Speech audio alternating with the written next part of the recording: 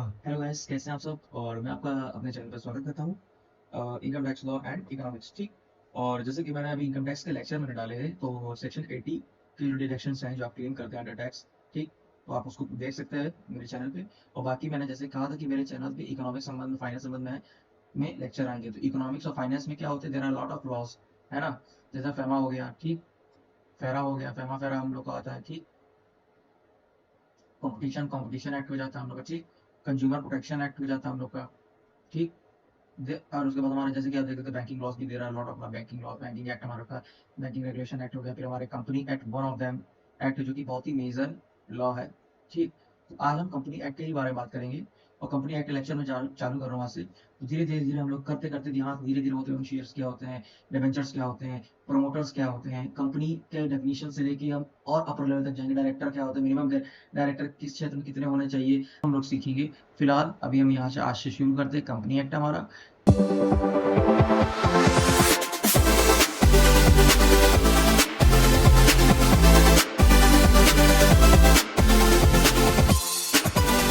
तो तो कंपनी से आप क्या समझते हैं, what do you mean by the company, ठीक। तो कंपनी की बेसिक डेफिनेशन आपको मैं सीधे सीधे बता दे रहा हूँ कि कंपनी एक्ट की एक ही डेफिनेशन है सर, है ना। कंपनी एक्ट का पहला पॉइंट तो आप ये देख लीजिए, ठीक। आप ये पॉइंट जरूर लिख लीजिए कि कंपनी है क्या चीज, है ना सर। तो आप लिखिए कंपनी एक्ट क्या है। तो कंपनी एक्ट जो ये 2013 है, इससे प्रीवियस कंपनी एक्ट 2013 जो आज रेगुलेशन में है, इससे प्रीवियसली हम लोग यूज करते थे company act 2000, sorry, company act 1956, ठीक है। 1956 का एक्ट पहले में था, बाद में 2013 से रिप्लेस कर दिया जाता है एक्ट से, ठीक। और जो आपका ये है, इसमें कितनी सेक्शंस हैं, कितने शेड्यूल्स हैं, और कितने चैप्टर्स में डिवाइडेड है, ठीक। तो ये आपको बताना पड़ेगा। तो भाई आप लिख लीजिए कि कंपनी एक्ट में जो आपका पॉइंट नंबर 2 है, total number of sections are कितना है, 470। 470 सेक्शंस हैं। शेड्यूल्स कितने हैं, टोटल नंबर ऑफ, ठीक, स्केड्यूल आपके, ठीक, स्केड्यूल्स ये कितने हो गए आपके, ये आपके हो जाते हैं 7, ठीक। और आपके टोटल नंबर ऑफ चैप्टर्स जिसमें डिवाइडेड किए जाते हैं, ठीक। यहाँ पे टोटल किए 29 ऑफ द चैप्टर्स। तो ये कितने, इतने सेक्शंस, टोटल इतने सेक्शंस, इतने स्केड्यूल्स, ठीक, और इतने चैप्टर्स, ठीक। ये चीज लिख लीजिए, ठीक। ये चीज जरूर नोट कर लीजिए, ठीक। ये आपके नंबर्स मिलेंगे। और ये प्रीवियसली भी पूछ सकता है, प्रीवियसली आपके कौन सा कंपनी एक्ट लॉ है, तो भाई 1956 का अधिनियम जो था हम लोग का कंपनी लॉ, उसको हम लोग यूज कर रहे थे, ठीक। तो अब कंपनी लॉ है क्या चीज, है ना। तो company incorporated under this act और अंडर एनी प्रीवियस लॉ। तो इसका सेक्शन क्या होता है, इसकी डेफिनेशन क्या है, जो थर्ड में लिख लीजिए डेफिनेशन, ठीक है। तो सेक्शन नंबर 2 सब सेक्शन 20 इसका बताता है क्या, sorry I am sorry, company incorporated under this act और एनी प्रीवियस लॉ, ठीक है। Company incorporated under this act और एनी प्रीवियस लॉ। याद रखिए इसकी डेफिनेशन किसमें है, सेक्शन 220 में है, ठीक, सब सेक्शन 20 में, ठीक। 2 सेक्शन नंबर 2 सब सेक्शन 20। हाँ, क्योंकि याद रखिएगा सेक्शन सब सेक्शन में अगर आप गड़बड़ कर देंगे, मान लीजिए आप 220 लिख दिए, तो सीधा ही तो हो गया, सिर्फ 220 सेक्शन आपका लग गया। इसीलिए आपको ध्यान देना है, कभी कभी ये होता है सेक्शन, फिर सब सेक्शन भी होते हैं इसमें, ठीक, सब क्लॉजेस, ठीक। ये चीज ध्यान रखिएगा, इसमें तो गड़बड़ हो जाएगा। तो ये आपने लिख लिया एनी प्रीवियस लॉ, ठीक। अब इसमें और हम लोग क्या देखेंगे, आगे आप जल्दी बढ़ते हैं। जस्ट मैं शीट को अपने ऊपर करता हूँ, ठीक, ताकि आगे अब हम लोग इसमें लिख सके, ठीक।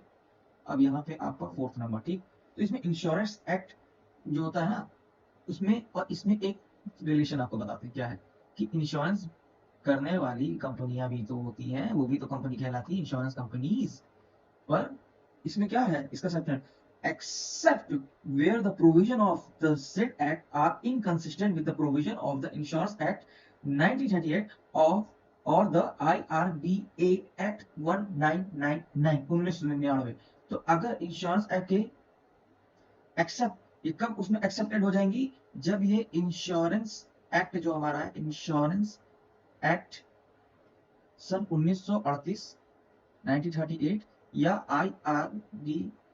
IRDA एक्ट 1999 ठीक, इसके किसी प्रोविजन से, क्योंकि इसके अनुसार ही तो रेगुलेशन होती है इंश्योरेंस कंपनियां, इसको अगर किसी को वायलेट करता है तो एक्सेप्ट वहां हो जाएगा। तो फिर क्या होगा, ये except example sorry except exam लिखा रहा था, तो एक्सेप्ट हो जाएगा, एक्सेप्टेड हो जाएगा, वहां पे एक्सेप्टेड लिख देना है इसको, एक्सेप्टेड प्रोविजन हो जाएंगे। ठीक, और बैंकिंग लॉज में एज वाइस वर्सा सेम चीज वहीं पे हम लोग करते हैं। तो बैंकिंग के लिए क्या होगा कि बैंकिंग लॉज के मतलब क्या कहते हैं, बैंकिंग लॉज भी होते हैं। तो कंपनी बैंकिंग कंपनीज होंगी, तो ये भी क्या होती है भाई कि इनमें भी एक्सेप्ट तभी कर देंगे जब किसी भी प्रोविजन के साथ इनकंसिस्टेंट होगी, जो कि बैंकिंग रेगुलेशन एक्ट 1949 कि किसी तो बैंकिंग रेगुलेशन एक्ट से वायलेट कर रही होंगी, इनकंसिस्टेंट होंगी, कि हम उसके साथ रेगुलेट नहीं कर रही होंगी, उसके साथ भिड़ंत है, कॉन्फ्लिक्ट अगर आ रहा है। ठीक है, बैंकिंग रेगुलेशन एक्ट 1949 1949 के अगर इस अधिनियम को कॉन्फ्लिक्ट करेगी, इससे अगर इक्विवेलेंट नहीं होगी, कॉन्फ्लिक्ट कर देगी, तो फिर एक्सेप्टेड होगा वो भी, फिर वो कंपनी भी, बैंकिंग कंपनी जो हमारी है एक्सेप्टेड हो जाएंगी। तो ये चीज याद रखिएगा। इसमें ऐसा नॉर्मल नहीं, अगर इसके रूल से अगर भिड़ंत हो रही है, लड़ाई हो गई, कॉन्फ्लिक्ट आ गया, ठीक, इनकंसिस्टेंट हो रहा है, तो फिर जाहिर सी बात है कि भाई उसमें एक्सेप्टेड लगेंगे, कि भाई इसको फिर हम इसके अंदर मैं ले ही नहीं सकती, क्योंकि तो ऑलरेडी जिन इन्हीं की स्पेशलाइज्ड लॉ जिसे कह सकते हैं, स्पेशलाइज्ड लॉ है ना, इस पे स्पेशलाइज्ड लॉज होते हैं, पर्टिकुलर। ठीक है, फॉर एग्जाम्पल जैसे कि आपका, आपने देखा होगा नेशनल सॉरी आपका इलेक्ट्रिसिटी का ट्रिब्यूनल अलग होते हैं। ठीक, फिर NGT national grid tribunals, green tribunals वो अलग होते हैं। तो बैंकिंग जब आपका इनकम टैक्स हो गया उसके अलग ट्रिब्यूनल होते हैं। तो हर एक का कोर्ट अलग होता है, हर एक की अधिक न्यायालय अलग है, तो उनकी सुनवाई अलग अलग जगह होती है। तो स्पेशलाइज्ड लॉ होते हैं, वैसे स्पेशलाइज्ड कोर्ट भी होते हैं जो उन्हीं सब्जेक्ट मैटर के केस को देख सकते हैं। समझ रहे हैं, जैसे एनवायरमेंटल लॉ पढ़ते हैं तो वो नेशनल क्राइम ट्रिब्यूनल के ही सब्जेक्ट मैटर में आ जाते हैं, और जो हमारी अथॉरिटीज होती है, और लेबर लॉ का भी आपका लेबर कोर्ट्स हो जाते हैं। समझ रहे हैं ना, ये सब चीजें होती है, ध्यान दीजिएगा। तो स्पेशलाइज्ड लॉ नहीं आता, क्यों? क्योंकि स्पेशलाइज्ड लॉ के तहत जिनको रन करना है, जिन कंपनीज को, अगर उसके प्रोविजन को ये टैकल करेगा, तो आपका यहाँ पे हम उसको एक्सेप्ट करते हैं, या any other company govern by any special act for the time being in force. तो अगर कोई भी जैसे कि मैंने कहा था, ठीक, कोई भी स्पेशल, वो पहले इरेज करते हैं। ठीक, इरेज किया, पेन लिया। कोई भी स्पेशल लॉज इन टाइम है ना, enforce in time enforce special law in time enforce under which any establishment company companies are running है ना। तो इसमें ये सेम यही चीज होती है, अगर कोई स्पेशल लॉ के तहत कोई कंपनी रन करती है जिसपे वो लागू हो रहा है स्पेशल लॉज, लेकिन अगर वो भी इसके वायलेट करेंगे, एक्सेप्ट कर देंगे, भी क्या होंगे, एक्सेप्ट एग्जम्प्ट सॉरी एग्जम्प्ट बोल रहे हैं, एक्सेप्टेड हो जाएंगे। ठीक, or company engaged in supply of electricity or generation of electricity, except where the provision of the above act are inconsistent with the provision of Electricity Act 2003। Electricity act पढ़ा ही होगा आपने, electricity act के भी ऊपर भी आएंगे, थोड़ा उसमें भी हम बताएंगे, कोई सिविल सर्विस के क्या संबंध में ज्यादा होता है, तो उसको मैं वहीं पे डील कर लूंगा। अभी यहाँ पे हम लोग पहले आते हैं, companies engaged in generation or supply of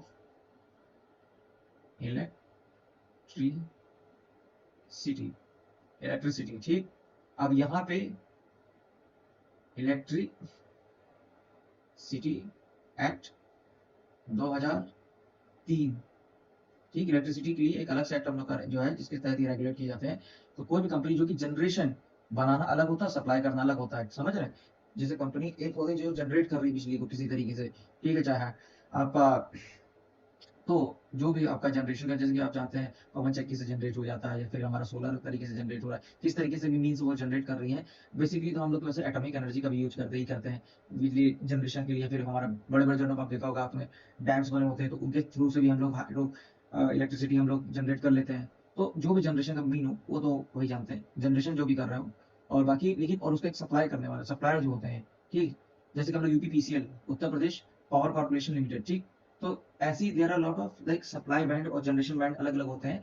तो जो आपकी यहाँ पे क्या कहते हैं सप्लाई करते हैं, ठीक। तो अगर ये सब कंपनी कोई रन कर रही है, इनमें भी इनका रेगुलेशन इलेक्ट्रिसिटी एक्ट 2003 होता है, तो वही कह रहे हैं ये भी कंपनीज है, लेकिन अगर वो इस एक्ट के खिलाफ जाएंगी, इस एक्ट के, तो भी एक्सेप्ट कर दी होंगी, फिर वो भी केस एक्सेप्टेड का हो जाएगा, एक्सेप्ट करेंगे हम लोग कि भाई, क्योंकि बेसिकली इनका प्राइमा फेसी रूल तो इसी यही है, इनको प्रोविजन को अगर हिट करोगे तो आप हमसे दूर हट जाएंगे, तो कंपनी लोग को फेंक दीजिएगा बाहर। क्यों? क्योंकि ये वहां पे आप लड़ रहे हो आपस से, जिससे आपका काम धंधा चल रहा है। तो वेल, अभी बेसिकली मैंने इस लेक्चर का मैं एंड करता हूँ, ये आपका पार्ट 1 है, ठीक। ओहो, पार्ट 1, ठीक, ये हमारा पार्ट 1 हो गया। और थैंक्स फॉर वॉचिंग हमारा है, थैंक्स फॉर वॉचिंग। और मेरा लेक्चर अगर आपको समझ में आता है तो आप इसे, मेरे चैनल को जरूर से जरूर सब्सक्राइब करें, हमें आपकी सपोर्ट की बहुत ज़रूरत है। भाई सब्सक्राइब करें, आप इसे सपोर्ट दें, ठीक, आप इसे लाइक करें मेरे वीडियोस को, जितना ज़्यादा हो सके व्यूज़ जो है, ताकि मेरे इंक्रीज़ करें, तो मैं और मोटिवेटेड फील करूँगा, तो और बूस्ट होके मैं और बेहतरीन टैक्टिक्स के साथ में आऊँगा, ट्रिक्स के साथ में आऊँगा, और लर्न करने में, कॉन्सेप्ट क्लियर करने में आपकी मदद करूँगा।